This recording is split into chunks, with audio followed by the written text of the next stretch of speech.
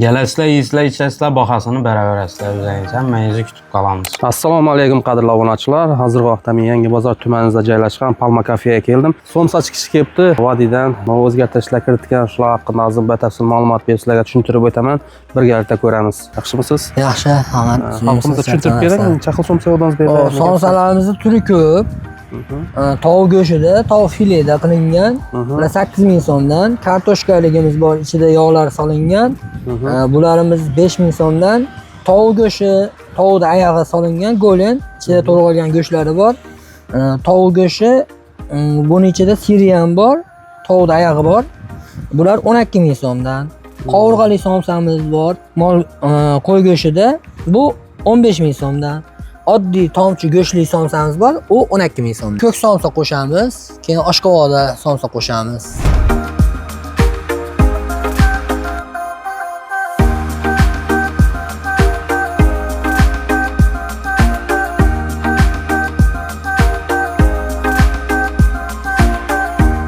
Palma kafemizni tayyorlangan shashligi, somsasi hozir shu haqida Shizatbek yana bir ma'lumot berib tushuntirib o'tadi. Xudo xolasa biz yana 7-8 xil somsa assortiment qo'ydik.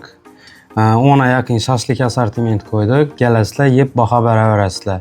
Bu yerda yana qovurg'a shashlikimiz, tovuq, kartoshka, go'sht, molni qovurg'asi, keyin bu yerda yana shashliklar qo'ydik, bedana, o'rama, kusoshnini toza o'rama xili. Hozir biz aytib o'tirganimiz bilan bari foydasi yo'q. Kelib bir yeb ko'rmayinchalari narsa yo'q.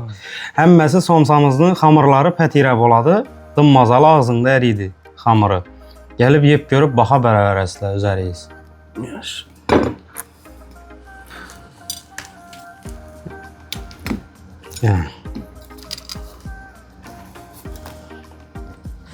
Bismillah.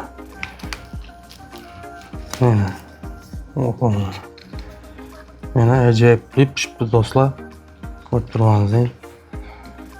Maromona kelib pishibdi o'zi, ha? Elar aka, alanga bir degustatsiya qilib ko'ramiz. Bismillah. Bismillah. Katirga degan zo'r bo'ladi-da. Og'zingda eriydidan xamiri. Qisildamaganda Pishirdama. do'st. Endi men baho bersam, sen neto bo'ladi, o'zingiz aytingina ta'mini. Ta'mi zo'r, hammangizni tuzi, xamirlari to'pga pishgan. Shu hamyurtlarimizni hammamiz taklif qilamiz Palma kafega. Bemalol kelib, lazzatli yeb ichib ketsangiz bo'ladi. Kelasizlar, yiyisizlar, içəsizlər, baxasını bərabər əslər üzəyinizə, mənizi kütüb qalanız.